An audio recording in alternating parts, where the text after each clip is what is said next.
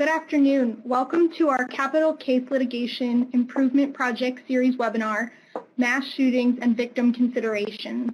We appreciate those of you who have joined us early. We'll start the webinar shortly at 3 o'clock. All of our participants are currently in listening-only mode. I encourage everyone who just entered to take a moment to increase the volume on your computer to hear the audio clearly. If you have a technical question for us, please type your question into the Q&A box on the right-hand side of your screen or send us an email at bjantac@ojp.usdoj.gov and we'll be able to help you. If you require closed captioning, we have included the link on the slide you see on your screen. Thanks for waiting. We'll begin soon. Good afternoon and welcome to the Mass Shootings and Victim Considerations webinar. All of our participants are currently in listening-only mode. To listen to today's presentation, you will need to connect the audio from your computer via the platform. Please click the audio symbol at the top of your screen and ensure it is green. I encourage everyone who just entered to take a moment to increase the volume on your computer and check that you've unmuted your speakers to hear the audio clearly. If you require audio via telephone or if you have technical questions, please type your question into the Q&A box on the right-hand side of the screen, or feel free to email us at bjantac@ojp.usdoj.gov and we will answer your question. If you require closed captioning, we've included the link on the slide you see towards the bottom. As a note, we will be recording this webinar today. To kick off our event, I'll turn it first to Sasha Beatty from the Association of Prosecuting Attorneys, who will introduce our speaker. Thank you. Good afternoon. My name is Sasha Beatty, and I am Deputy General Counsel at Association of Prosecuting Attorneys. APA is a private nonprofit located in Washington, D.C., serving prosecutors as well as their law enforcement and community partners. Thank you for joining this capital litigation webinar today. This presentation is made possible by Grant 2018 CP-BX-K002, awarded by the Office of Justice Programs through the Bureau of Justice Assistance Capital Case Litigation Initiative. APA is very appreciative of their financial assistance and commitment to improving the justice system. Additionally, a thanks to BJA's National Training and Technical Assistance Center for providing the platform for today's webinar. Points of view or opinions in this presentation are those of the presenter and do not necessarily represent the views of the U.S. Department of Justice or the Association of Prosecuting Attorneys. Today's webinar, Mass Shootings, will be presented by DA George Brauchler of the 18th Judicial District of Colorado. DA Brauchler was elected District Attorney in 2012 for the 18th Judicial District, which includes Arapahoe, the Douglas, Elbert, and Lincoln counties in Colorado. George's experience includes working as a Deputy District Attorney, Special Assistant U.S. Attorney, Military Prosecutor, and just prior to his election, the Chief of Military Justice, who's the Chief Prosecutor for Fort Carson, the 4th Infantry Division, and the U.S. Division North in Iraq. He has served as an adjunct professor at the University of Colorado, University of Denver, and the U.S. Army JAG School, which has trained state and military prosecutors across the U.S. and worldwide. And with that, I will now turn it over to our presenter. Thank you.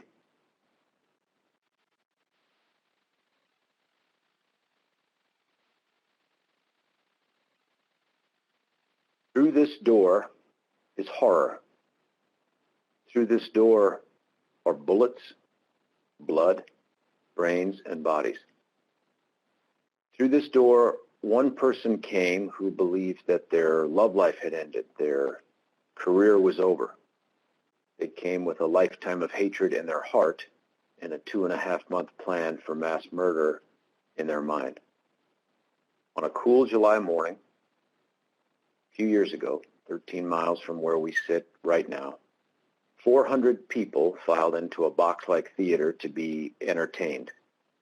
And one person came there to slaughter them. Aurora 911, where's your emergency? I can't hear you. What address? Theater, Aurora, Colorado. Okay, so I can't hear you. Give me the address again. There's gunshot. What address?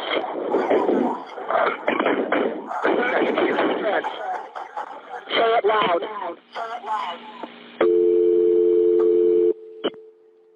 The person that came through that door that day, armored head to toe in protective clothing and body armor, not a millimeter of flesh exposed to pain or injury. The person that came through that door with 4 different weapons and over 700 rounds of ammunition.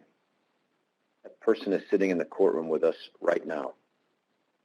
And on July 20th, 2012, he tried to murder a theater full of people because he thought it would make himself feel better and because he thought he would value himself more the more people he killed. And so began the first paragraph of what is arguably the largest, most logistically challenging, most media scrutinized local criminal prosecution in the history of the state of Colorado. And the rest of this presentation is going to be a discussion about different things that we encountered along the way, things that I think have put us, sadly, in a position to respond better to mass shootings, and we have had since this additional mass shootings. Now, I grew up in Lakewood, Colorado. If you had told me 20 years ago that some of the largest, most notorious criminal acts, especially around the area of mass shootings, were going to take place in the sleepy suburbs of Denver, I would have said you are crack smoke crazy. And yet that's exactly what's happened. So what I want to do is talk a little bit about the environment where this happened. We as a state, if you'll remember, April 19th, 1995 was the Oklahoma City bombing, the Murrow building. Now, that obviously took place in somewhere else. Yet the trial, if you'll recall, was moved to Denver and was conducted by Chief Judge Richard P. Maich, and it sort of became a tune-up for how the metro area got a glimpse of the process, our criminal justice process, and how it's applied to these mass shootings.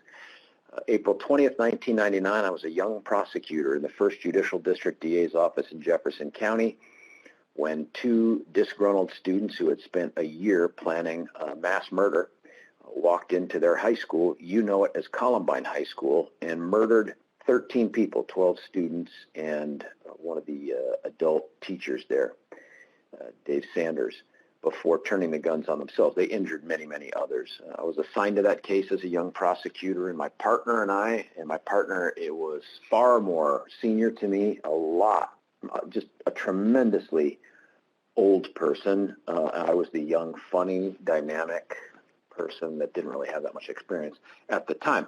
I thought at that time this would be the biggest, worstest case I would ever handle in my career, and I was wrong, but I didn't know it at the time. Also, and you'll remember some of these images from way back then, December of 2015 in our jurisdiction, we had 2 girls, 2 16-year-old girls, who were thwarted in plotting a mass murder at their high school based off of a tip. And some states have this like a text-to-tip. And they let law enforcement know. Law enforcement dug around and caught them in the early stages of trying to acquire weapons and having planned to shoot up their school. That high school is 7 minutes from another mass shooting that took place this year, and I'll talk about that in a minute. December 31st of 2017, a deputy named Zach Parrish and 4 other deputies went up to the apartment of a guy who's mentally ill, and they were trying to get him help. They were trying to convince him to come out of his apartment so that they could put him on a 72-hour mental health hold. Unbeknownst to them, he was armed to the teeth, and he turned 2 assault rifles on them and shot 5 of them and killed 1, Zach Parrish. And then this year, May 7th, just, less than 7 months ago, we had 2 more disgruntled students walk into a school called STEM for the science, technology, all that. And it's a K through senior and high school school, and they shot up a classroom, killed 1, and injured 5 others. All of that has taken place within our jurisdiction in a very short period of time, and it's a head-scratcher to me because this is America. This is middle America. There is nothing unique in a negative way about this jurisdiction. But on July 20th, 2012, we had our shooter, who I will not mention his name throughout this presentation for a whole bunch of good reasons, and I'll mention those in a minute, but walked into this movie theater and sought to become America's #1 mass murderer. There were 12 victims in this case. It's amazing to me how this guy's bullets found and killed 12 people who were as good a people as you were going to find. They were on the cusp of the great parts of their lives. And there wasn't, I don't know how else to describe it, there wasn't like a single domestic violence abuser here. There wasn't a single person who was wanted for a crime or a member of a violent gang, none of that. I mean, the three here on the right, two on the right, and the Navy guy and the guy above him and the woman to the left, they're all military. 51-year-old Gordon Counts in the middle center. On the lower left is Jessica Gowie, an aspiring sportscaster, very funny. And in the upper left-hand corner, sort of poignant, are La Samoa and her then fiance, A.J. Boyk. And if you look closely, you can see they're sitting in that theater where A.J. will ultimately be shot and killed where he sits before it fills up with people. There were 6 others here that were remarkable to me. There are heroes in this group. Middle one there that just popped up is Alex Sullivan. He's a guy that everybody has, someone like this in their lives. Big, giant guy that's like my bodyguard. You want him on your team, but he's also a big teddy bear when you get to know him. Everybody remembers him standing up in the theater during the previews for Man of Steel and throwing up his hands in a very excited way and yelling, yeah! And he was shot and killed where he sat. Alex Teves is on the lower right. Jonathan Blunk is on the center top. They're both heroic. They were both men who threw themselves over the women they were with, their significant others, a girlfriend in one, and for Alex, his fiance, and took the bullets that would have otherwise killed their loved ones. And then, of course, the upper left-hand corner is the hardest one for me. That's little Veronica Mosher Sullivan. She was 6 when she was shot to death in that theater. But we also had 70 other attempt murder victims. Now, look, we could have had hundreds, right? There's 800 people in the 2 theaters where the bullets went. We'd still be in trial if we charged it that way. So we limited it to just people who were injured in the theater by the gunfire, and that limited us to 70 in addition to those 12. Something else to understand about this jurisdiction is you begin to think in terms of, look, what if this happened where we were? How would we respond? You should get to know this jurisdiction and the resources we had available. Now, the state of Colorado does it a little bit differently than other states. We don't have DAs elected by county. We have them elected by judicial district, and that's multiple counties. So Indiana has 92 elected prosecutors. Colorado has 22. And the 18th, numbered in the order in which it was created, is one where if you see 18 like me, you think of Big Daddy right there. I miss this guy. I don't know if anyone's followed the Broncos that's out there watching, listening to this right now, but they have had an abysmal season. I want Peyton Manning back. But that's number 18. That's how you remember our jurisdiction. This is the state of Colorado. We're bathed in beautiful Broncos orange there emanating from the center. Now, we have 4 big counties, Arapahoe, Douglas, Elbert, and Lincoln. And Arapahoe, that small one at the top, that top small orange sliver, is actually the most populous. That county has about 650-ish now, 1,000 people. And it's where Aurora sits. Aurora sits in 3 counties, but 88% of it sits in my jurisdiction there in the orange. By geography, by square mileage, our jurisdiction is the size of Connecticut.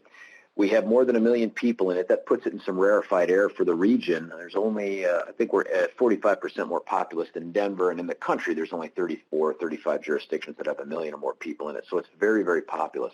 We have big-time things in this jurisdiction, full-time Air Force Base. We have, this is awesome, right across the parking lot from our main courthouse where this case was tried, we have world headquarters for the Denver Broncos. And then in parts of the jurisdiction out to the east, it's extremely rural. 5,100 people live in a giant county with 40,000-acre ranches, and that's what happens. Now, Aurora, where this occurred, this is, if you've never been to Colorado, this is roughly Aurora. If you fly into DIA, you're going to drive kind of through the northern part of it on I-70, but this is about where the crime occurred.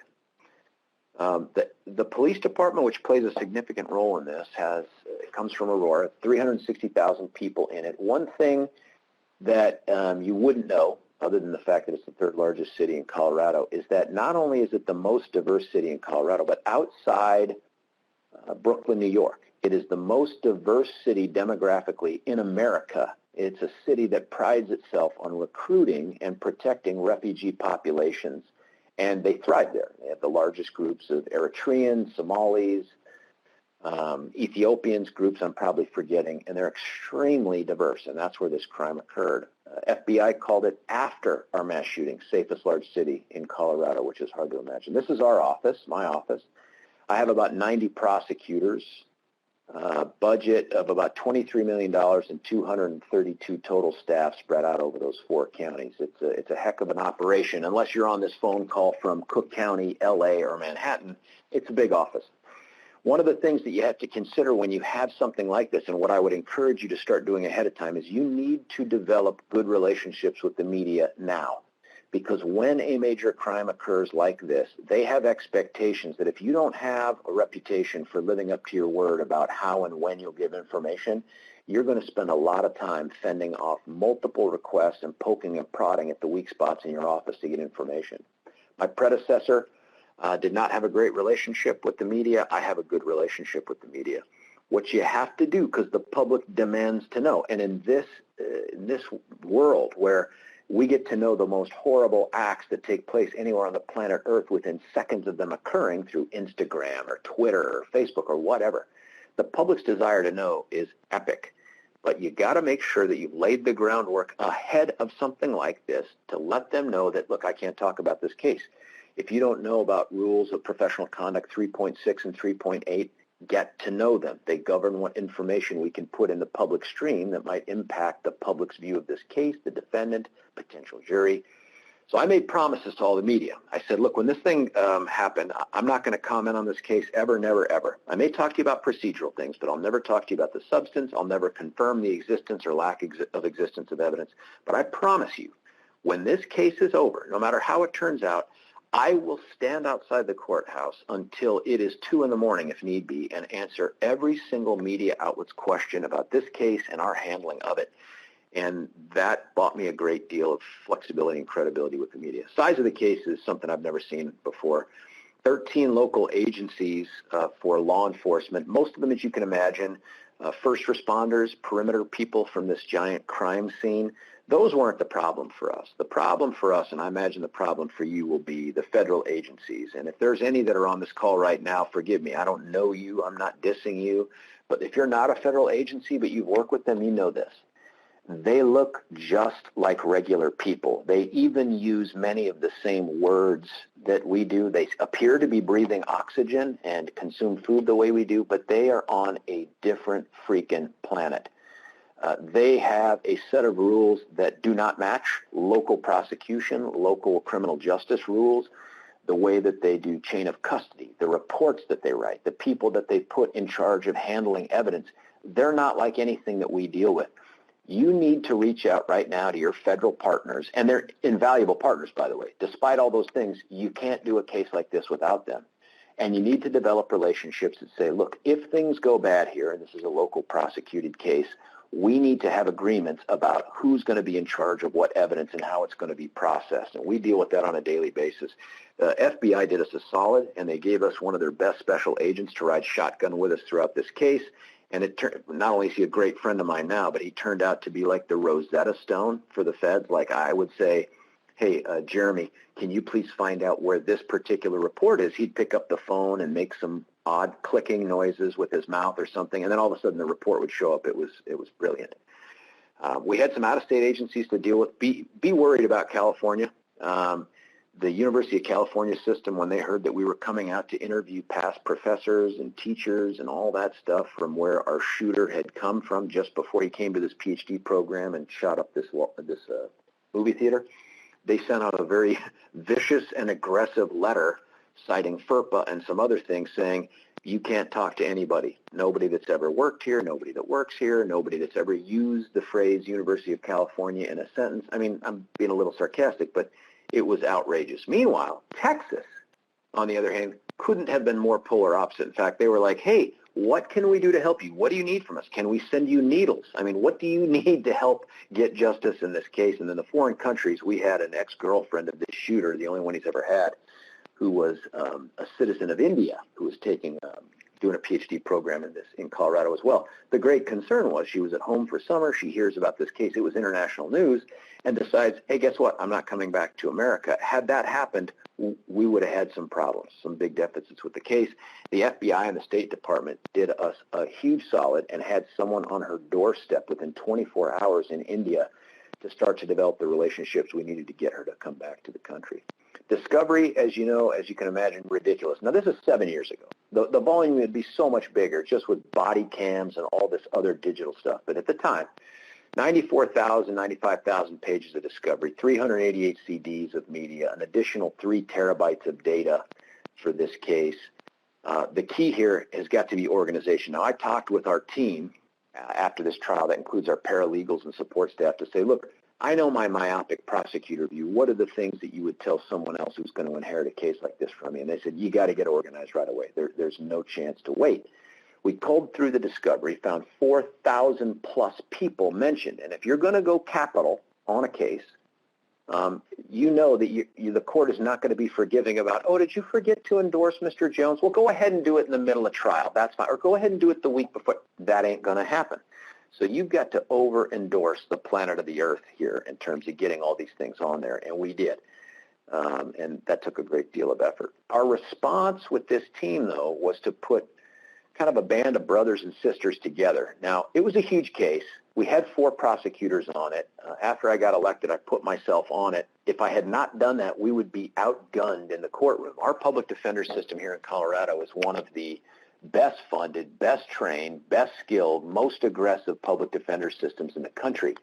And they had 5 attorneys, full-time attorneys, working on nothing but this case.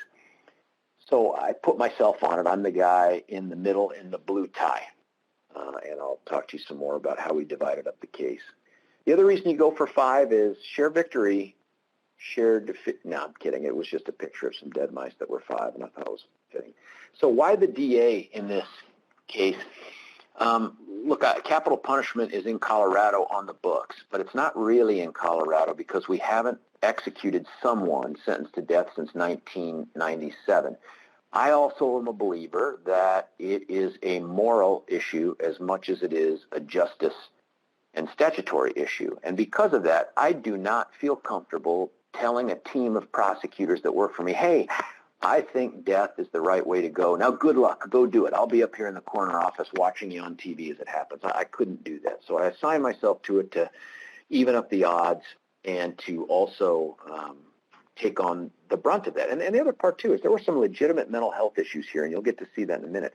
And I did not want this case to go south and me not be at the helm when it happened. So we put 2 investigators, semi-full-time, as you can imagine, the expert homicide detectives from other offices that we had hired, and they did a great job. Paralegals, we had 1 full-time. We ended up adding a second one in trial. I recommend you do the same. The one in trial we didn't anticipate needing was the one that did all of the technology in the courtroom, because no matter what the court says, they don't know what they're doing. One paralegal was named Chris. The other was named Amber. They got to become so ubiquitous as we called for them, they became, as you can see in that picture, Cramber. If you yelled Cramber out of your office, one or both of them would come. This is a quote from them. The challenge of having 5 attorneys was 5 different personalities being able to handle the stress, and you can't take things too personally. And both of these women, man, are tough as nails.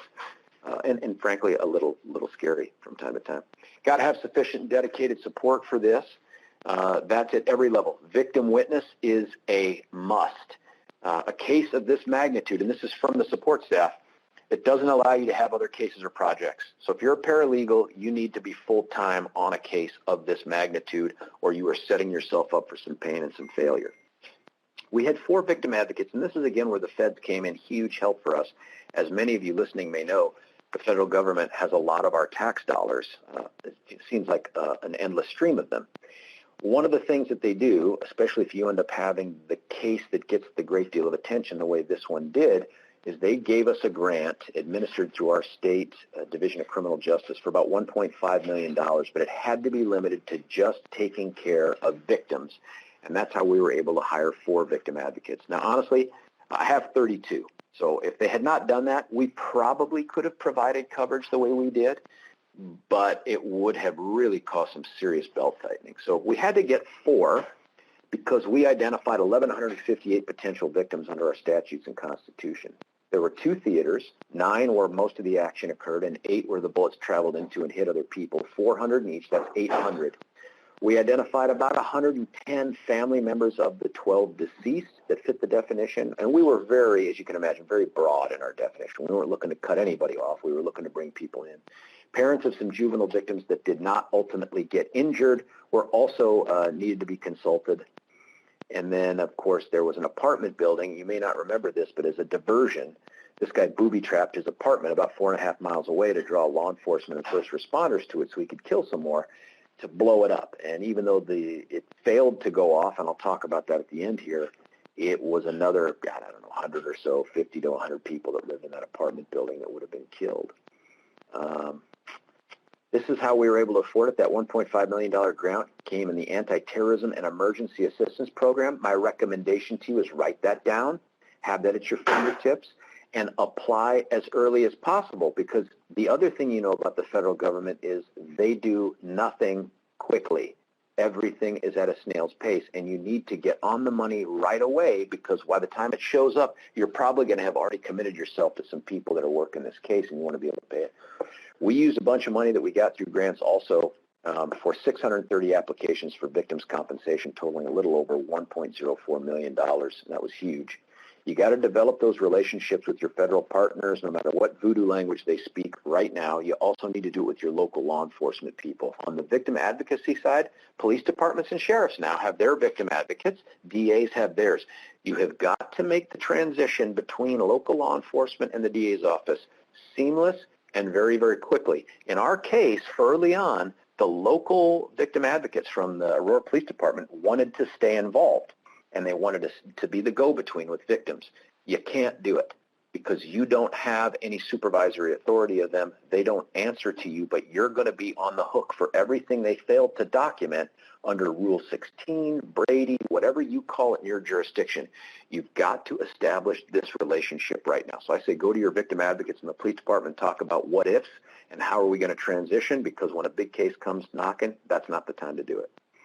Police victim advocates, you got to remind them to know Brady. Unless you come from a state that has a statute that exempts or privileges communications between victim advocates and victims, and ours doesn't, they need to memorialize the stuff that they talk about because it needs to be turned over. The other thing I recommend is getting, and this is tough, okay, especially if you're talking about family members of the deceased, sentencing photos and videos now, because if you wait for a year or 2 years till your case goes to trial and you're trying to develop that sentencing argument, you're going to have people that say, I can't go back and look through it now. I'm past this now. I can't look into it. Some people won't know where it is. Some people, as weird as this sounds, will have gotten rid of it because they're trying to find closure. You need to find a relative who can help bridge that gap and get you that information now so it can be discovered and processed. The expert advice from the support staff that I have on this case, at least at this point, is you got to keep calm and ask for help. I lost a paralegal early in the case because she internalized everything. She was fantastic. And paralegal is the most important person in this case, right? They know where every paperclip, period, comma, the whole thing. Internalized everything. And then after the third continuance, all occasioned by the defense, she showed up in my office and said, George, I quit. Now, look, I'm not a guy that's prone to tears, but I will tell you, I think my eyes got wet. And I said, I don't understand. I mean, is it me? I need you. Please don't leave me. And she was so miserable. It was affecting her home life, her marriage, her relationship with her kids. It was a horrible case. She was so miserable, she didn't just quit the DA's office. She quit the law for a time and took a job with, wait for it, Dish Network. What in the world has to take place in your world to drive you to that? Anyway, the decision to seek death was a big one for me. Nothing's obvious. There's 12 deceased, of course, and a 6-year-old girl, all death-eligible things, but it wasn't obvious to me, and as I began meeting with and calling and FaceTiming and all the things you do with victims, the over 110 victims that we had here, I was prepared naively to have either in favor of death or in favor of life on my little legal pad, so I drew a line down the middle. But truth is, it didn't work out like that. Now, of course, there were the people that would say things like, look, George, I'm opposed to death as a matter of faith, and that doesn't change just because my boy was the one that was murdered in that theater. And I respect that. I'm Catholic. All right, so this is a big deal. I had the other extreme, too, people who said, not only should he get death, I'd like to figure out how do I get to be the one to put the needle in his arm. Those were easy. But the ones that I did not expect were the ones where victims said things like, well, George, I want you to dismiss the charges against him. And I said, what? I'm sorry? And they'd say, oh, yeah. because the minute they release him from jail, I'm going to be there to finish this. And I'm like, well, that doesn't fit on my legal pad. Is that life? Is that death? I had some that would say, George, we think he deserves death, and that's why we want you to plead him guilty as quickly as you can. And I said, well, I've obviously done a horrible job of explaining this, because if we're pleading guilty, he's going to get life. And they said, oh, no, we get that. We just think other prisoners will kill him more quickly than the system will. And once again, I'm like, where does that fit on the pad? It doesn't. The toughest ones were the people that said, I trust you. We trust you, George, and you'll do the right thing. I mean, oh, my God, buddy, that is the kind of pressure you don't want. I'd rather they'd be with me or against me. For death, opposed to death, whatever. But the I trust you one is tough. I went through a long process. I talked to my priest. I talked to my wife. I talked to my dad, and ultimately made the decision that for this guy, for these crimes, justice was death, and we move forward. Expect a motion for change of venue. I think in this day and age, by the way, whatever jurisdiction you're in, it's an almost impossible hurdle for the defense to overcome, because with how widespread and instantaneous all media is, the issue that our judge asked the public defenders when they asked for a change of venue is, okay, well, where do you want me to move it in Colorado that hasn't had the exact same exposure to this media? And the defense said, well, Judge, the law doesn't require us to tell you that. We're just here to tell you they can't get a fair trial in this jurisdiction. And the judge said, hard pass. That's not how the law works. And unless you can come up with a place that's better, and no one could, we're going to keep it here.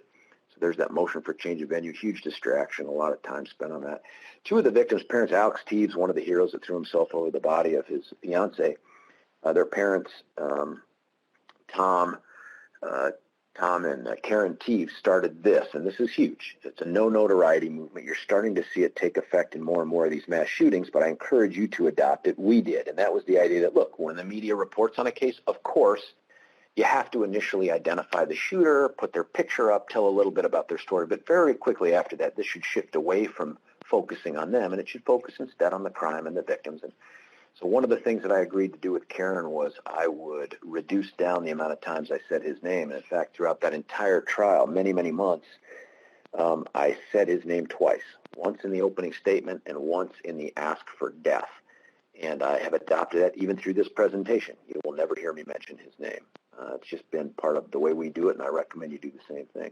Our support staff advice, by the way, is to look at this not as a sprint, but as a marathon, because there will be ebb and flow, as you can imagine, with the court proceedings. There'll be intense motions hearings followed by weeks, maybe months of nothingness.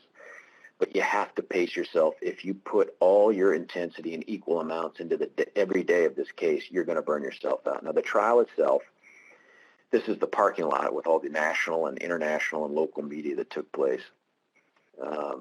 We got to trial 30 months after the mass murder. Now, for people not in our business, they all tell me, my gosh, why did it take so long? And I'm like, hang on, man. This is an insanity case, mass murderer, 2 separate forensic psychiatric examinations. The fact that we got to trial within 2.5 years is a rocket docket on this kind of a case. And that was really 100% due to the judge and the fact that we never let our preparation stand in the way of moving forward on the case. Whole trial started January 20th, ended August 7th. It was Friday, 2015. Jury selection itself was an American record. 9,000 juror summonses sent out. Only 7,000 reached their intended destinations. That's scary because the other 2,000 came back address unknown or wrong person, and we got all those addresses from the Department of Motor Vehicles, so no good quality control there. The questionnaire was 20 pages covering the 4 sections. You can imagine we invited 250 people in the morning, 250 people in the afternoon for weeks, and they would fill out these 20-page questionnaires covering hardship. That's probably where we lost the most. Opinion on death, opinion on mental health, and pretrial publicity. 3,800 people filled out those questionnaires, and we would review them in the opposite day, part of the day from when we received them, and the public defenders and us would get together, and we'd all agree on the ones that were obvious, in terms of kicks. And from that 38, we culled the list down to 2,000 people that were called in for individual voir dire, 6 in the morning, 6 in the afternoon, 15 minutes aside for each one, with an agreement ahead of time that once we reached 120, we would end it. At 115, everybody was ready to throw themselves in front of a bus, and so the judge said, hey, look, can we call it at 115? Is that sufficient for us to get through a normal jury selection? We agreed. We did it. We ended up picking 12 primary, 12 alternate. Jury selection itself took 50 days, not 50 calendar days, 50 courtroom days. And as you're sitting there thinking, oh my sweet God, I said the same thing. I realized the pressure now is on me. If this case mistries or hangs or whatever, I'll never again be able to get the public support to move forward on a case of this size and this magnitude and this duration. So the whole trial itself, from opening statement to the final ask for death, was 65 trial days. To put that in perspective, 115 total, 306 total witnesses that we put on, over 2,700 total exhibits, including 500 physical exhibits. This is another quote from Cramber. Tons of communication with attorneys, because even during trials, you can imagine people are like, oh, by noon tomorrow, I need this, or this afternoon, I'm going to need this witness, but I also need this document. The communication piece is huge. Teamwork, yeah, this is also from Cramber as well, the laughable idea that everyone has the same goal. You've just got to figure out a way to get people on board who can appease each other. One of the things we ran into is that the most likely defense to mass murder, it ain't going to be self-defense. It isn't going to be intoxication. It's going to be something mental health-ish. And what you've seen more and more across the country is, by design, surviving these mass shootings. That means it's got to end in a courtroom, right? Unless the person's going to take their own lives in jail or prison, and that's tough, man. It's going to end in a courtroom. So for us, the problem I ran into was that the ATS shooter had a little bit of mental health history, but everybody that saw him after this crime tried to rule out or tried to figure out a way to diagnose him with some sort of schizo something or other. And like you, I thought schizo was Latin for bat guano crazy, for lack of a better term. And my concern was, I'm going to have to figure out a way to disabuse the jury of the fact that this is schizophrenia or schizophrenia spectrum or schizoaffective or any of those out of DSM-5, because then they're going to say, oh, well, schizo, anything's crazy. I realized quickly it doesn't matter what the diagnosis is. The only thing that matters for insanity for me is that I've got to prove beyond a reasonable doubt under Colorado that this person was capable of distinguishing right from wrong based on societal standards of morality, and that they were able to form the culpable mental element, the intent to murder after deliberating. So if I can prove those things, it doesn't matter what they say. They could say he has no brain at all. It wouldn't matter if I can prove those two things. So one of the things that we look for, the mental health professionals say, that if this guy is going to be suffering some sort of schizo whatever, that's likely predicated on a delusion feeding its way into a psychosis. And if that's truly happening, if someone's having a psychotic break, you will see a degrading of the quantity and quality of their communication and their intellectual functioning. So we focused on that. Now this guy, by the way, our shooter, mentally ill. I've never said anything else but that, but nowhere near being insane. His mental illness manifests itself in his inability to have an eye-to-eye conversation with someone, to do a presentation, an effective presentation in front of a group. He has a social stigmatism of sorts. But in writing, the dude's wicked smart, even a little borderline clever, and that's where we focused our attention, was to prove that there was no change from August of 2011 all the way through when he finally leaves his apartment in July of 2012. Same brain working in the same way. So the way that we did that was to get every text, chat, email we could. These are emails to his dad, Bobo. Robert is also a PhD. That's important because Dad is the tree, the boy's the acorn. It didn't fall far from it. He's also very socially stunted. And so the idea that, when he presented, he seemed a lot like the son, just not very emotional, very stoic, some might say. But he got a PhD, and he found a woman to love, and they got married, and they had 2 kids, and a dog, and a house with a picket fence. And I think that's where our shooter thought he was going to end up. And he certainly, when he's in this PhD program in Colorado, that's where he's going. So Robert is his dad's name. He calls him Bobo, and he tells him the things like, hey, I might need money for a home next year if everything goes well in this program. He calls Mom Goober. I don't know why Mom is Goober. That's not her name. And they talk about a lot of inane stuff, mostly weather-related, earthquakes, a couple Netflix shows. By September, he reaches out to this girl who's from India, who's ultimately going to be his first ever girlfriend, his first ever intimate relationship with anyone. And he does it like this. Hey, girl, lost my number. Can I have yours? Corny, sure. Little clever. What's important about this, and you'll see this for the stuff we look at in April of the following year, is that the other thing the mental health professionals say is when you're going through this psychotic break, you begin to purposefully cut off relationships with other people because your brain just can't deal with anything else. It is consumed with what's going wrong inside of it to the point that you can't have any external relationships. And yet he continues to pursue romantic stuff, and I'll show you that. Things are going fine. This is a Google chat. This is a conversation that he starts with his girlfriend, who's also a PhD candidate, but in computer science. He's in neuroscience. And they talk about so many inane, weird things. Their brains are operating at a level that yours and mine are not, that these things paved the way for him to have a conversation at the end of March of 2012 that raises no red flags for his then ex-girlfriend. But they're talking about gerbils and Lucifer, named in Lucifer, sacrifice, necrophobia, serial killer dreams, all sorts of things that they go through. More G-chat. He's talking about this lab that he has to get in. Here's the problem for this wicked smart dude who's never taken a note, as far as anyone can tell, never opened a book. He's just that smart. You get through high school regurgitating information. You can get through college regurgitating information. And he was an honors grad from the University of California, Riverside. You can't get through a PhD program in neuroscience that way because you have to interact with people in your lab. You have to do presentations in your small group. He can't do those things because of his mental illness. And he's finding out here, and what he's expressing to his girlfriend is, hey, look, there are 3 labs he has to do over the course of the first year, and one of them has to agree to basically marry him for 6 years for him to become a PhD. And he can't find one to do it because he's just odd. He seems like he's not that focused or energetic, and that's what he's expressing frustration to her about.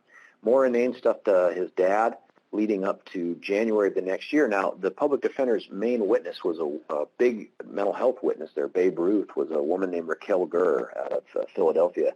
And she was going to say, in her report, that she thinks his psychotic break began in January of 2012. Very helpful to us because now I get to show how all of his communications are really unchanged over that period of time. All the things that should be going wrong are not. He's telling his mom his tonsils are recovered. He had a sore throat when he was back home over Christmas. Telling his girlfriend he had a serial killer dream. I think she did too. She expresses kind of, I think, sympathy with him and agrees with him that, look, if you're not going to make it through this program, you're kind of hosed because in biology, PhD is the norm. In computer science, master's is fine. And he bemoans that, hey, science has shifted away from a guy working alone in a dark room. She's one of the 60% of students that are seeing a mental health provider on campus because of the stress. He asks her about that. February, this is the second lab PhD guy that he's working with, sends out the project presentation at the end of it and gets blown up. He'd screwed up the experiment. The doctor lets him know it. And now he realizes, oh, my God, I don't think I'm going to make it through this program. Not going to be joining this lab. 1 week after he expresses that to his first and only girlfriend, she dumps him. So at the end of February of 2012, his identity is on the rocks. And so it hasn't been the best of times. He writes in a journal that he ultimately mails to the psychiatrist he saw a few times on campus, finally succumbed to falling in love, didn't want to do it. But then he does things, again, that, like, this is probably the most crazy thing he did. If you look at this email, Wednesday, March 14th, he files his taxes today. And now listen, I've never filed my taxes over a month early. That's crazy. Who does stuff like that? I mean, that's insane. And yet he did it. And that's probably the closest thing to crazy that he did. He also claimed himself as a dependent. That's wacky. That's what everybody does at his age, which was 24. Something else that was indicative of his sanity. Spring break was fun. Went to an Irish bar on St. Paddy's Day. Had he gone to an Italian restaurant on St. Paddy's Day, that might have been crazy. But this is completely normal, predictable behavior. This is that G-chat that I mentioned before that really doesn't draw the red flags it would if it was you or me. He's bantering back and forth with his then ex-girlfriend. She dumps him, but they're friends with benefits, if you know what that means. If you don't, I'm pretty sure Allie, Brittany, someone, Sasha, will chime in and explain what that is. But that's where they're at. She reaches out to him, hey, how are you doing? He says, I can't do the things that I want to do. She says, well, what do you want to do that you can't do? He said, well, it's evil. I like that for me because I need to prove he knows right from wrong. Evil's a big wrong word. What do you feel like doing? He tells her, kill people, of course. Now, your buddy says that to you and you go, are you okay? Man, should we get together? Can I come over? Can I see how you're doing?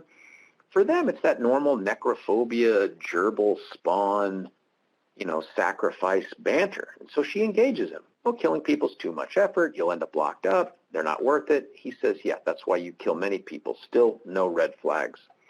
He then kind of redoubles his efforts to make it back on track at school, asks for extra access after hours. He's monkeying around with his Roth IRA, also not crazy. He's submitting these mock grant proposals. Everything in writing he's good at, remember that, except for the lab stuff. And he's killing it. Like, I mean, look at this thing that he's submitting up supposedly in the second or third month of his psychotic break. Can a lipid raft scaffold ruler be used to measure lipid bilayer proximal dependent protein activity? First, obviously the answer is yes. But the fact that I'm kidding. The fact that he's able to put that together tells you his noggin's working pretty well. He's killing it on all these grades. Grade of A, anatomy portion, best grade, 8 out of 8. He extends his lease to stay longer. He then texts the best-looking woman in the neuroscience program. No joke. Now, I can't tell you what that standard is, but he does. Reaches out to her, starts flirting with her, and says things like, hey, she asks, who the hell is this? He says, it's Jimmy James from Neuro. I mean, so he's still trying to be kind of cool, slick, and he's flirting with her. That's important because, as I pointed out, the mental health people say he shouldn't be doing that. In April of 2012, he should not be engaging in new relationships. He should be severing the ones he has. He likes to have this romantic, physical attachment stuff. So he joins Match.com, and he starts to change his appearance on it, and I'll show you that. 21 days later, he buys his very first gun. So he's in the throes now of thinking about how he's going to pull this off. He gets all these purchases of body armor, ammunition, firearms, but he spreads them all out amongst different payment methods so that people aren't suspicious. He's reaching out to that good-looking woman again. They go on a hike. By May, it's an important month. He's telling his dad about her. And, hey, it was pretty fun. For her, she was like, he was nice but really odd, and it was a one hike and done kind of a thing. He's still knocking it out of the park in class on the written stuff. May's important because on May 10th, we tossed his computer, by the way. We see that he researched and purchased 2 tear gas canisters and a gas mask. There's one at the parking lot of Theater Number 9. There's the gas mask he researched. There's the one that he purchased right here.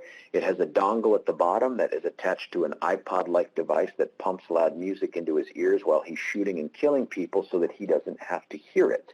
That's another sign that he knows right from wrong. Finishes the quarter. He needs to choose that thesis lab. That's one for the next 6 years. He hasn't told mom and dad. He can't find anybody to take him. He's supposed to do oral boards on June the 7th. He's not going to prepare for him. He realizes, I'm not going to have a lab. I'm not going to complete this. So he stops studying and spends all of his time planning for mass murder. So May 22nd, he's out there using a MasterCard to buy a .40 caliber Glock. That's him going in to buy it. He tells one of the initial forensic psychiatrists that he bought things over a period of time to avoid suspicion. He reaches out to one of his lab guys as kind of a last-ditch effort, Occam Klug, and says, look, would you please be my mentor? I thought we worked out well. And he says, no. He says, I have concerns. I don't think you'd be a good fit, all this other stuff. So he realizes it's over, but he's got to keep the illusion alive, I guess, for parents and for people that he thinks might suspect him of doing something nutty if he didn't follow through. So he's texting back and forth to this woman saying, hey, I'm going to drop out. I didn't do well. Meanwhile, he works out more times in June of 2012 at 24 Hour Fitness than I do. And that's, again, a sign that he's still invested in his own health, his self-care. These are things you don't see from people in the throes of a schizophrenia psychotic break. He's out. He buys the AR-15 style assault rifle on June the 7th, right after he blows his oral boards, right after he gets 50% of the questions right in the oral boards. He goes to the gun store to buy that rifle. That was him in the right. There it is on the ground outside Theater Number 9. More texting. She can't believe he's saying that he didn't do well because, like everyone else, she thought this guy was the smartest dude in the class. His mentor says, hey, you're going to have to come back in and redo this, man, because you blew it. He says, no, I'm going to drop out, but not until he misleads mom and dad about what's going on. Finally reveals to them and to this girl that he's hitting on, nah, I'm quitting. She can't believe it. Finally tells dad and his mentor, I'm dropping out. Mentor says, hey, I'm disappointed, but probably in their best interest to leave the program, and finally tells dad he's dropping out. Says he's going to apply for unemployment benefits. Also crazy. No, not crazy. Again, completely sane. But in the trifecta of rejection, his girlfriend, the school, and now unemployment, they all deny him. And he continues to buy body armor and move forward with all of his efforts to plan for this mass murder. This is him in July. Now, remember, he changes his hair color to this bright red. And Ray Kelly, the former police commissioner for the New York City Police Department, for reasons that only he could understand, on the day of this mass shooting on July 20, 2012, holds a press conference and announces that this guy, our shooter, was taken at the theater and announced he was the Joker. Now, many of you have heard that. That is utter nonsense. It never, ever happened. And people are like, but he changed his hair color. Doesn't that mean he's... No. He changed his hair color because when his girlfriend dumped him, the other guy that they had hung out with, this kind of a threesome of sorts, they ended up going off, not being romantic, but just being buddy-buddy. That dude changed his hair to red about 2 weeks before our guy did. But that's not as sexy a story for the media as the Joker piece, so we never really got it out there into the media. But nonetheless, here's a guy patiently waiting to shop for his cart full of meats and cheeses and fruits and vegetables, not like 50 pounds of gummy bears. And he's not talking to the TV guide. This guy is not in the throes of a psychotic break less than 3 weeks before he leaves his apartment. He's just Joe, everybody. This is him going into another store, that same store we saw before, just with different hair color. He buys body armor. He buys a little picnic table clamp that he fashions with green tape, you can see right there, that's going to slide over the back of the door to the theater to keep the door from locking him out. This is Kinko's, where he picked up thousands and thousands of rounds of ammunition. Didn't know you could do that. More inane conversations with his parents. He purchases some stuff for a remote-controlled detonation device, another handgun. This is him patiently waiting for the background check to get one of those firearms. He finally starts purchasing tickets to go. He wants to get into theater number 9, but Fandango keeps pushing him into theater number 8. He makes 3 failed attempts. He buys 3 tickets for theater number 8 and then decides, oh, hell, I'm just going to go into theater number 9 anyway. Last email from his folks say, this is in July, hey, hoping to come visit for a couple days, weekend of August 10th to 12th. If you have something else planned, we can make it work. He says, without lying but completely misleading, I don't have any plans for that weekend. That's because he knew by then he was going to be in jail facing murder charges. He changes his banner, his headline at Match.com to, will you visit me in prison? That would mean something if people were looking at him as a potential bad guy. They weren't, but that's very helpful for me. He also changes it on another website, Adult Friend Finder. He changes his picture here. Again, he's trying to look like kind of like Billy Badass. You know, he's going through that phase I think all guys go through, but usually in their teens, where they think, oh, women like bad guys. It's just he's 24, and he's just never gone through this before. So he's trying to emulate what he thinks women will find attractive as he's posting them on these things. More attempts to buy those tickets. These are pictures he took leading up to 2 days before he leaves his apartment. He also researches for the New York Times how to post a picture from his phone telling you that this guy's thinking about notoriety.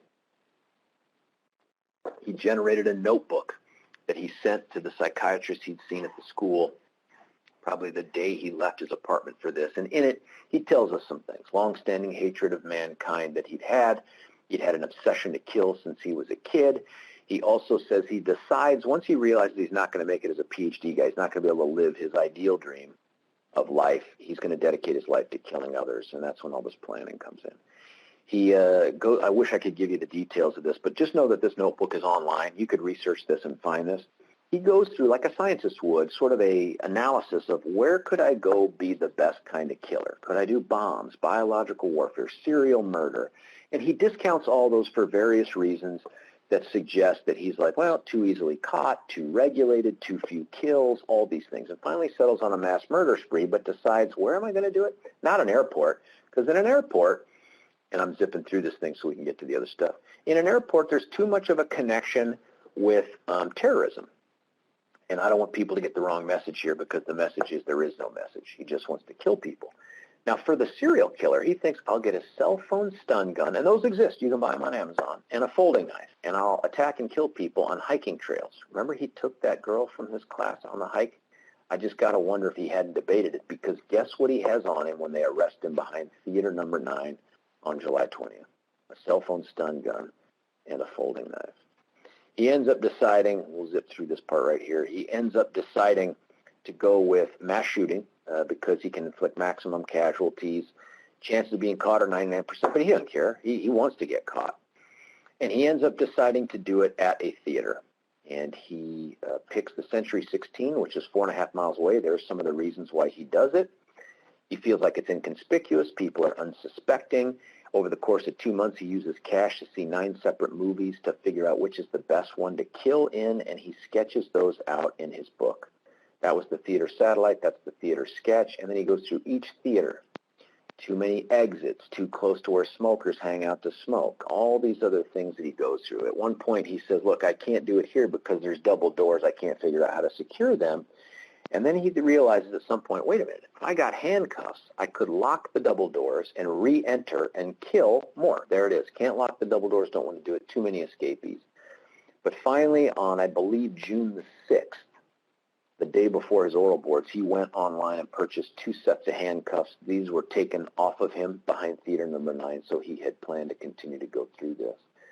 Yeah, that was June the 6th. And then he said, eerily, start at theater 10 or 9. Not do it there, but start there, because he brought 700 rounds of ammunition with him, packed up that notebook into an envelope, sent it to the psychiatrist, and put a jillion stamps on it, way more than you'd need to mail anything. And interestingly, the stamps he chose, all of them were Nobel Prize-winning scientists, something he was now never going to be. Gosh, as we're running out of time, but very quickly on the apartment, just some interesting things here. He researches how to make bombs. He's got to have a diversion because his apartment is 4.5 miles away from his theater, the target, but the police department for Aurora, second largest police department in the state, is 0.8 miles from the theater. So he needs to draw law enforcement up that hypotenuse of this triangle, if you can picture that, up to his apartment. And he's going to do it through bombs that include bullets. So there's more than fire, but there's gunfire, and that's what will attract both firefighters and the police. This is the view from inside his apartment. It was an ingenious setup where that computer in the far corner was set to blast loud techno music about 20 minutes after he left his apartment. It would summon someone to the unlocked door. They'd open the door, step through to see what's going on in this dark apartment. They would hit some fishing wire that was anchored at the top of the door jamb, and then on the other end anchored to a thermos that was filled with glycerin that was precariously perched over a pan that you can't see, that was coated with potassium permanganate that would cause an instant exothermic reaction, a flash fire, and set this floor on fire because it's coated in gasoline and oil. Each of those green bottles, including the clear one in the middle, are filled with gasoline. These little bombs that look like Wile E. Coyote bombs, they're real. They're professional fireworks things that get shot off into the sky, and they're like the little Russian dolls that have smaller balls on the inside. The smaller ball on the inside has gunpowder. The bigger ball is filled with gasoline. And then he took it a step farther and invented 3 different kinds of bombs. Bottom layer are bullets basting in a white milky substance. That is napalm that he researched how to make, bought hundreds of styrofoam cups and distilled it in his kitchen off to the left, put another layer of bullets, more gunpowder, and at the top, one of those half Wile E. Coyote bomb-looking things filled with thermite that you can't buy. He learned how to make it using a technique that involved rust. So he made rust in his kitchen to make thermite to finish this off. All of these things leading up to it are quick fuses, and he had 3 of these spread out throughout the apartment. Once tripped, the apartment would quickly be engulfed in flames, gunfire, and bad things would happen. This is the view back towards the door. You can see they've taken the thermos, except the top off and the pan, and moved it. But then he ran, for redundancy, the fusing up to a remote-controlled detonation device that sat on top of his refrigerator that he couldn't have activated 4.5 miles away, so he needed somebody to do it for him. Lines his apartment with smell-good stuff so that nobody knows what he's doing. Goes to the science store, buys magnesium strips, breaks them up into small pieces, and spreads them on his carpet. And I didn't know this because I skipped that semester of chemistry in high school, but magnesium reacts with water. So once a fire starts, you can't put it out with a sprinkler or a good guy with a hose. So this guy's thinking steps ahead. It's evil chess for this guy, and that's why he picks it. FBI guys were huge because even though everything was different for us with them, they have all of our resources. So once we convinced them to write the reports that we needed, they did things like they gave us this 2-scale model of theater number 9. It was better than this before, but I had to rip the walls off of it so that the jury could see it left to right. That's one of our victims. That's the mother of Veronica Mosher Sullivan talking about her murder. The trial prep piece, this is our team in our big conference room next to my office. The guy on the far right in the blue shirt, that is me with way less gray hair than I have right now post that particular thing. Quickly, as I finish up here, the witness planning, you got to over-endorse. Nobody is going to blame you for putting too many witnesses out there on the list to the defense, but they will blame you if you put less.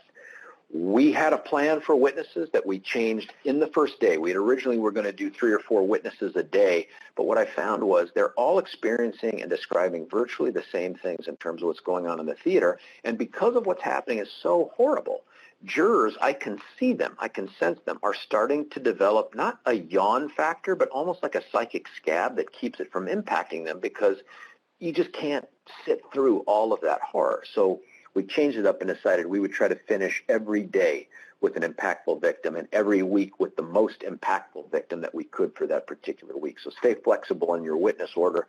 Strategic placement matters. We finished up with Ashley as our last witness and victim for the guilt phase. That's her right there again. Staffing and division of labor is important. This is a lesson on, hey, I missed a meeting, right? So Rich is my upper right-hand guy. He tells me, I was at some DA meeting, I'm sure it was at a bar or something, but I came back and said, hey, how do we divvy up the case? And the first person was Lisa Teach McGuire. She was the lower left-hand corner, and she did all of our victim stuff. Best victim advocate prosecutor on the planet Earth. Nobody's done what she does. She managed the expectations of the victims well. She set up webinars for every single court appearance. We had witnesses and victims mostly across the planet Earth, and they couldn't all be there, and so we kept them over-informed, which was huge on this part, and I think that's how we kept them also cohesive on this. Yeah, just a quote from one of our victim advocates, did a great job. We also had comfort dogs, too, throughout the trial, used every single day. There wasn't a single day that some victim or witness didn't come by and at lunch just spend time stroking the dog to get themselves back to normal. There's something called Defense Initiative Victim Outreach folks, DEVOs, and that's what I originally had on the slide here. If you haven't come across them, be aware of them. They represent themselves to be victim-type people for the defense. Really what they're trying to do is win over your victims to be opposed to seeking death. This next slide, and I don't know why this animation isn't popping up, but the next person we had on there was Jacob Edson. He's my chief of economic crime, so a particularly smart, detail-oriented, but very dry, humorless man who was he's a super guy. He did all of our out-of-state subpoenas, which, as you can imagine, people selling equipment nationwide that's used in a mass murder, not excited to come to court to say, yep, that's the helmet we sell. He was good enough. He talked all but one of them, all of these vendors, dozens, into coming and waiving out-of-state process, which is painful, and coming in and testifying, and that was a testament to him. Lower right-hand corner is Karen Pearson. She is a veteran prosecutor who's done everything. I mean, she's a go-to person. She agreed to do all the evidence from the theater in the car. That's about 2,000 pieces of evidence. Did it seamlessly. Upper right-hand corner was Rich. What you can't see is it's going dim because there is another animation that would highlight their face. I don't know why it's not working in this Adobe thing. That's Rich. He did all of the apartment stuff that was really cool and the law stuff. And when I say law stuff, look, I'm the DA. I'm sitting at the front corner, captain seat, right? And our judge, best judge I've ever been in front of, Judge Carlos Zamora from El Salvador, now on our Colorado Supreme Court. I mean, this guy could be on the U.S. Supreme Court. Wicked smart, best judge I've ever been in front of. At first, if there was a legal question, he'd reach out and be like, Mr. Brauchler and Mr. King, that's the public defender, please approach. And I'd go up there, and he'd say a bunch of things that sounded a lot like when the teachers are talking in a Peanuts cartoon, you know, like, wah, wah, wah, wah, wah, wah. And so I'd say, hey, Your Honor, can I go and talk to the table full of smart people? He'd say, sure. About halfway through the trial, he would say, Mr. Brauchler or Mr. Orman, please approach. And by the end of the trial, no joke, I stopped existing on really every legal question. He would just look at the table and say, Mr. Orman, please approach. And I looked at him like, I get it, man. Good call. I'm just taking up space and oxygen near the bench. And then there was me. And I said, well, Rich, you've told me how you divided up the case. What's left? And he says, well, we thought you could do all the mental health stuff and all the people he knew at the University of Colorado leading up to this mass shooting. And I said, forgive me, buddy, I'm dumb, but I'm not that dumb. You're giving me the only contested part of the case? And he says, well, you know, you're the DA and everything, and we thought that it was so important. I'm like, I'll do it, buddy. I'll figure it out. I'll do it. So I had to learn the DSM-5. I know more about mental health now than I ever cared to. It actually probably made me a little cuckoo for Cocoa Puffs. Did the cross-examination of the mental health lecture, something I'm going to recommend to you, especially if you have trouble sleeping. One of the things about having a case of this magnitude and this kind of coverage, every single part of the trial, except for anything to do with the autopsies and anything to do with child victims and anything to do with jury selection, every other aspect of this trial is on YouTube. from the opening statement through everything else. And if you can get to the cross-examination of some of the mental health experts, all I can say is we had a great time, a really good time. I had a video to play here, but because we're so short on time, I'm not going to do it. One of the things that ended up happening was in trial you prepare, and what you don't really expect to have is the star expert witness for the defense announce that they're not board certified in psychiatry, psychology, or anything forensic, nothing on the planet Earth. Never been board certified, don't want to be board certified. It turned out to be a big deal to the jury and to the media. Cameras in the courtroom, we were opposed to it for victims' reasons. They didn't want the worst moments of their lives captured on YouTube for eternity, but I have to tell you, the judge went ahead and did it anyway, put a still HD, a high-def camera in the corner that would not show the jury, and he controlled what was shown on TV. And I got to say, man, this turned out to be huge. Victims and witnesses across the world were able to stay in tune with this case without having to come in. Some victims that traveled there and spent months in the courtroom, there were days they were like, I can't be in the same room with that guy anymore, the guy that killed my daughter. And they could be at their hotel room or another room in the building and watch it and feel like they were involved. It turned out to be huge. I recommend it highly. It was good for victims. It was good for the public. And honestly, it saved us a ton of money on consulting experts because instead of flying them out to sit in the courtroom, they could sit in Cleveland and open up their laptop and watch it and feed us questions. We also check social media throughout the case. This is the end of this. We check social media throughout the case. And there are blogs that are filled with many, many people who are not doing their jobs because they are merely watching this giant trial and blogging about it. But during breaks, Rich, my right-hand guy, would read it, and he would tell me, whoa, there's some good questions here. Clearly, we didn't present the evidence very well, and they acted like social media jurors. So we'd have a break, and Rich would say, hey, someone wants to know what's the difference between shotgun and regular AR-15 style rounds in terms of shot and shrapnel, and what's the difference? So I'd come back after a break and ask that, and then they would tweet on this blog or hit on this blog and be like, do you think they're reading this? They just asked that question. Yes, we were reading it. Here's some examples. They're going back and forth. Homemade napalm, motor oil's not needed, stains the carpet, parents are paying his credit card bills monthly. I'd like to know if they are. How do they not know what's going on? This was one that we asked. That was the pellets like shrapnel, bullets. It was hugely helpful. They were like social media jurors. And so I recommend you do this. One last thing that I'll leave you with this sort of tongue-in-cheek is despite the fact that this is on TV and YouTube and all this across the world when we do it, some TV show or network sends a sketch artist in there for day one for the openings. I run into this guy in the men's room. And as you can imagine, awkward standing up there facing the same wall, but I can't help myself. And I kind of like, hey, how's it going? Awkward. And I said, dude, nobody is going to blame you if you draw me like Brad Pitt. And he sort of laughs. I laugh. Ha, ha, ha. This is how this dude drew me in the opening. That's not Brad Pitt. Okay, that is like Anderson Cooper's sickly, dying, older uncle or something. I mean, look, who is that? Other than having a giant arm, that guy, that's not me. That is not what I look like. And then you got to fulfill promises. Case is over, verdict's in, sentencing's in, and I went out and addressed the media. We put all of the evidence that we could with the court up on Dropbox so the media could access it and the public could have a chance to see it if that's what they wanted. Went out and talked to the media. There's all the people from our team, local law enforcement, FBI guy on the right there. And I stayed out there till it was dark. Must have stayed out there till it was like midnight going through all this stuff with each of the media stations. I will leave it at that. I know we've run a couple minutes over, but if you have any questions, I will hang out for them. Otherwise, I hope this has been somewhat helpful and instructive. The lessons are applicable to something that you've got going on. I hope you never have a case like this. And even though I can't hear it, it would not bother me if you just started clapping right there in front of your computer. No, I'm kidding. I'm joking. Let me know what I can do to answer your questions.